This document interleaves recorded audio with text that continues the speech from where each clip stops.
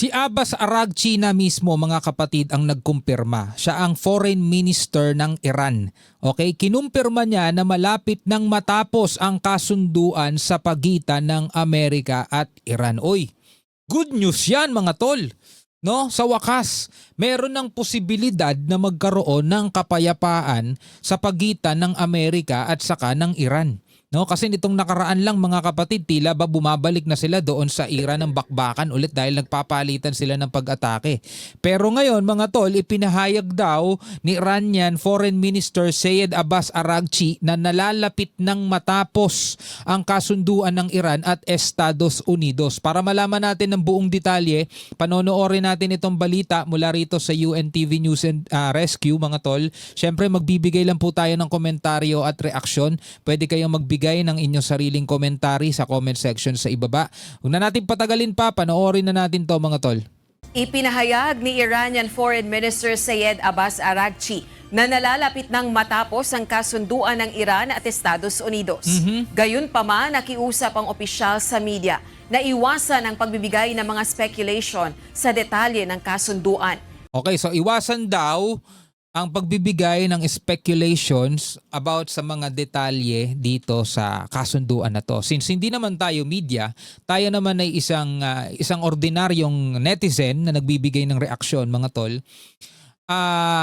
Actually ayoko rin magbigay ng speculation tungkol dito kasi mga tol, mahirap kung aasa ka tapos biglang hindi na naman pala matutupad. Masasaktan ka lang eh. Kasi mga kapatid, kung ako tatanungin, diba? Ako wala akong pinapanigan sa kanila kay Amerika yan o Iran. Wala akong pinapanigan at wala akong gustong manalo kahit sino man sa kanila. Mas maganda kung titigil na nila yung ginagawa nilang bakbakan. Bakit?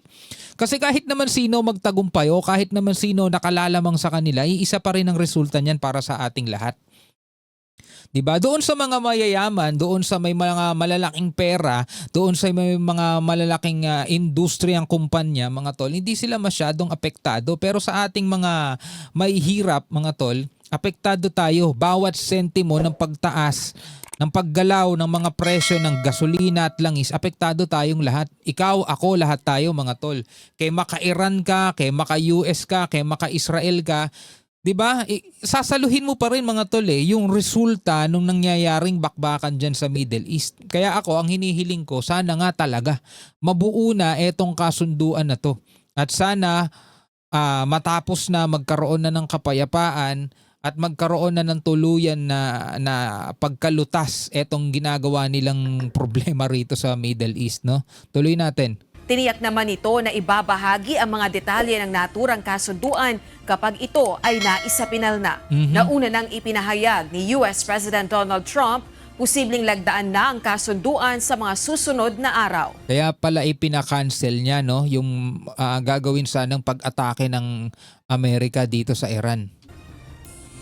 We just made a great settlement of the war with Iran.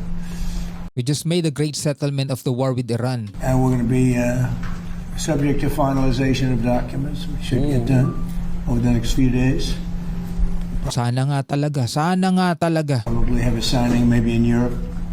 And it's a great thing. Stock market's up 1,000 points. That means they like the deal. See, that means they like, if the market goes down, that means they don't like the deal. But it's been up, oil's dropped. Oil will start coming down too. He's actually a field marshal, a step above.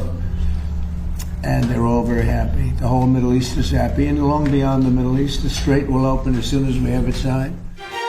Sana nga talaga mga tol. Ako, yan lang din talaga ang aking hinihiling, aking inaasahan na sana nga talaga is magkaroon ng ganap ng kapayapaan dito sa Middle East mga tol, no? Pwede kang magbigay ng iyong sariling komentaryo at reaksyon sa comment section sa ibaba. Hanggang sa muli mga tol, ako nga pala si Shobaldi.